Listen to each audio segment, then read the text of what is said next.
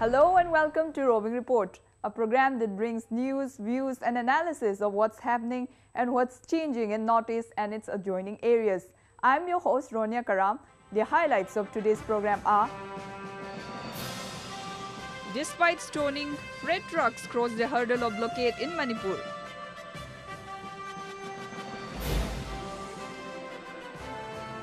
Repatriation of Bru refugees from Tripura begins.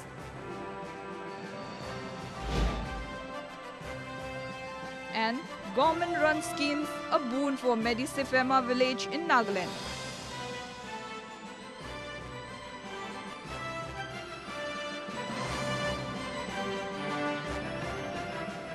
Let us begin the show with a glimpse of some of the happenings in the Northeast.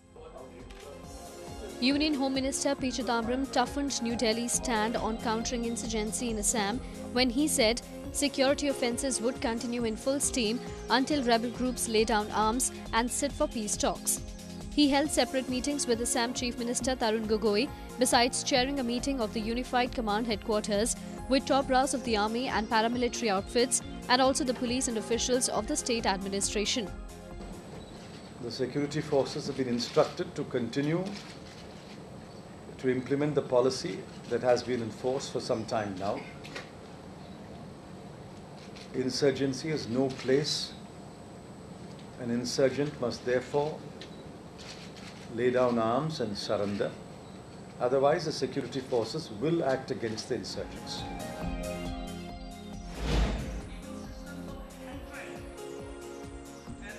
On May 22nd, members of All India Christian Council organised a special prayer for restoration of peace in Manipur. They offered prayers for Manipuris who have been badly hit due to economic blockade by various Naga groups in retaliation to government of Manipur banning the entry of NSCN General Secretary T.H. Muiva to his ancestral village in the state. There has been shortage of food and essential commodities in Manipur, which has created chaotic situation in the region. I think the suffering of the people is the highest in the history, and it is our concern, those who are living here in Delhi. That's why we came forward today. We are not political thing, but we are the religious people, so we want to respond in prayer.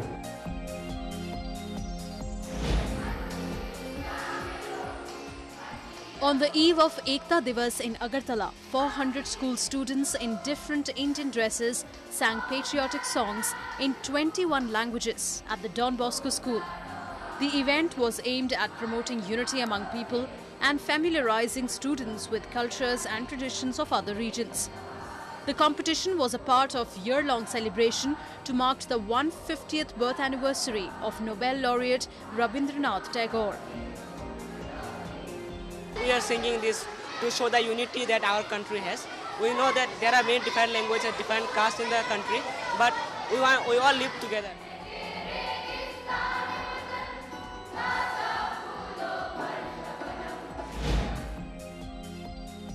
A day-long seminar on promoting awareness on WTO agreements towards capacity building of stakeholders was held in Sikkim on 19th May.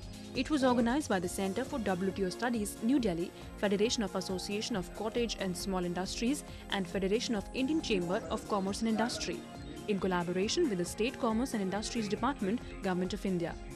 The organizers propose to set up a WTO cell in Sikkim shortly to enhance trade in the region. The WTO cell, which will be set up in Sikkim, can do a lot of work for the Sikkim people and the government. One is it can do certain research and studies on the impact of the WTO agreements or the commitments on certain industries which are there in Sikkim. The Assam Forest Minister Rokibul Hussain gave away small arms to various forest officials to strengthen security and combat poaching in forests.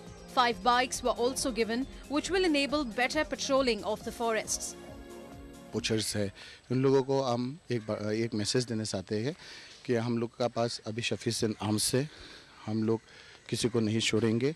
ये भीतर का लोग होने से भी हम लोग नहीं छोड़ेंगे, बाहर का लोग होने से भी हम लोग नहीं छोड़ेंगे.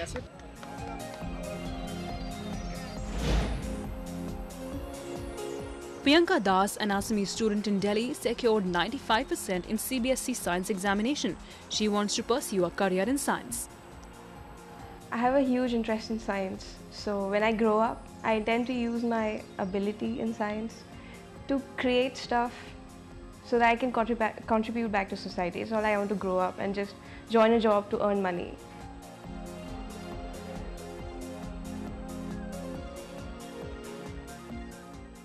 Well, it's time for a short break. Stay tuned.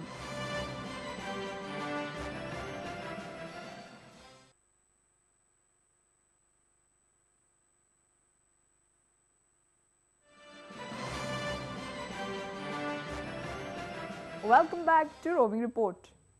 People in Manipur are suffering immensely due to the continuing economic blockade that started over a month ago. Shortages of daily needs and a subsequent rise in prices of indispensable commodities have adversely affected every household in the state.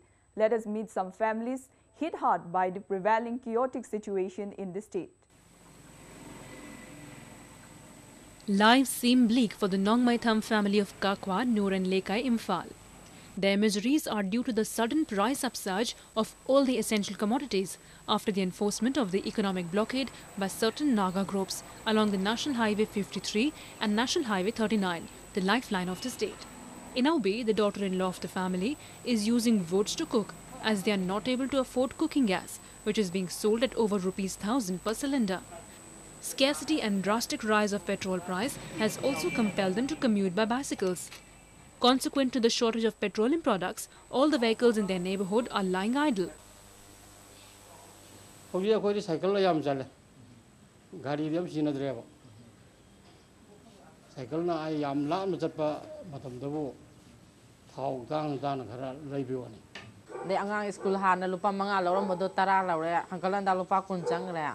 Nomagi lupa sam sanga madu sani double hinkalewa. They seeing share the lupa hana kuni thui pira madu kumari kumanga yaure. And seeing share ikung dang sara and young seeing share manga cocktail adubo and to why bayamna. Rose's family, who stays in the same locality, is equally affected by the brunt of the ongoing economic blockade. Napa kun thapi ba pota da riti sama hen na sama jang khai sama hai na samai na jau kredo na kari so ra ga hing ja ni hai ma khan ba sida khoi jam na awa bo oina kole. Emergency services like hospitals are also severely hit as life-saving